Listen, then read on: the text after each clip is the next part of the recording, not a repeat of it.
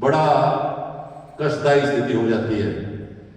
भाग्यशाली मनुष्य वो होता है कि जिसके भोजन में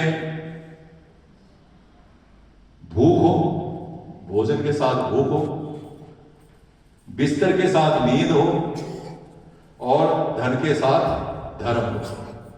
अगर हमारे पास भूख नहीं है, सेहत ठीक नहीं है, तो भोजन कितना ही स्वादिष्ट हो आदमी को अच्छा नहीं लगेगा।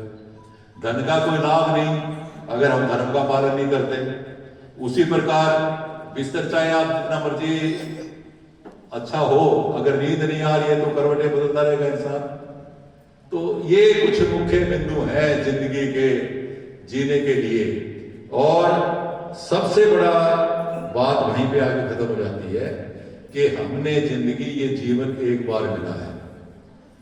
ये जो बातें हैं कि हमें मोक्ष, पहले हम क्या करते हैं कि अपनी जिम्मेवारियां पूरी करते हैं, फिर जब थोड़ा सा 50-60 साल की उम्र हो जाती है तो फिर हम इस जीवन को तो भूल जाते हैं, परलोक की चिंता करनी शुरू कर देते हैं कि जी हमें मोक्ष मिल जाए।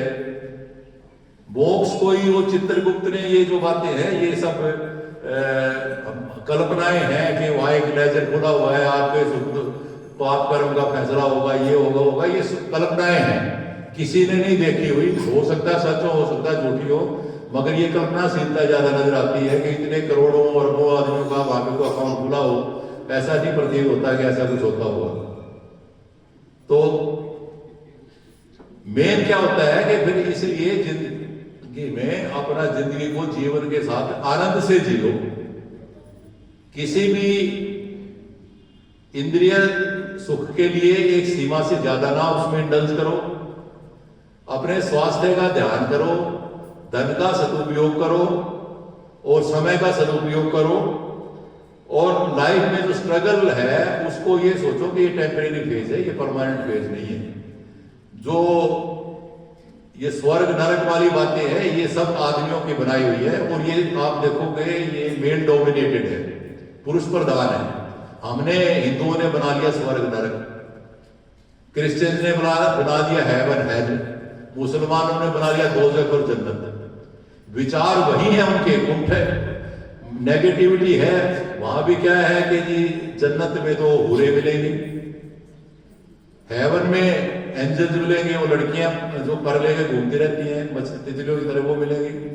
हिंदुओं में जो स्वर्ग है वहां पे नृत्यरांगाएं होंगी, इंद्र का दरबार होगा, अप्सराएं नाचेंगी। तो माइंड सेट वही है, क्योंकि ये आदमियों ने बनाई है, स्त्रियों ने नहीं बनाया। तो आदमियों का माइंड सेट उसी पर जा रह जाता है कि भाई स्वर्ग नरक हेवन हेल इस प्रकार के होंगे। ये सब कल्पनाशील बातें हैं।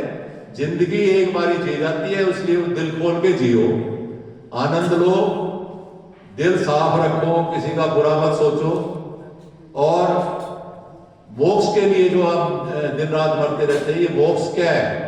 हम सोचते हैं कि 80 लाख क्यों नहीं है, फलाना है, ये सब हमारी थॉट्स प्रोसेस है या नहीं है। ऐसा कोई हिसाब किताब नहीं है कि आज आपको घोड़ा बना दिया, फिर बैल बना दिया, फिर मनुष्य बना दिया, फिर ऐसा कुछ नहीं है।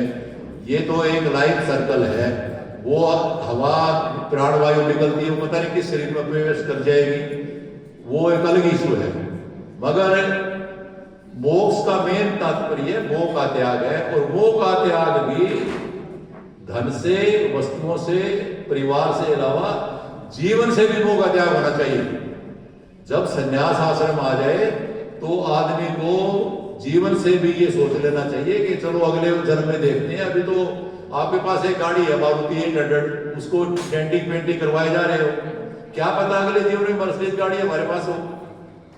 तो जब तक वो मृत्यु का भी डर आदमी में रहता है ना, तब भी वो जीवन जी नहीं सकता। हंस के जियो, laughter is the best medicine. हंसो।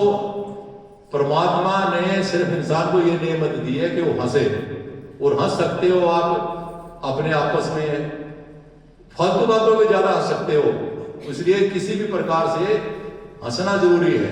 हंसोगे तो आपकी सारी बीमारियां भी दूर होगी, सारी कुंठाएं भी दूर होगी। तो laughter is the best medicine. और मोक्ष का क्या है कि मोक्ष तो मिलेगा तो देखा जाएगा, मगर आप उसको मृत्यु का अगर भय आपका खत्म हो गया तो आपको मोक्ष ही मिल गया। आदमी आखिर में आकर मौत से डरता है और रोज घिसटता है।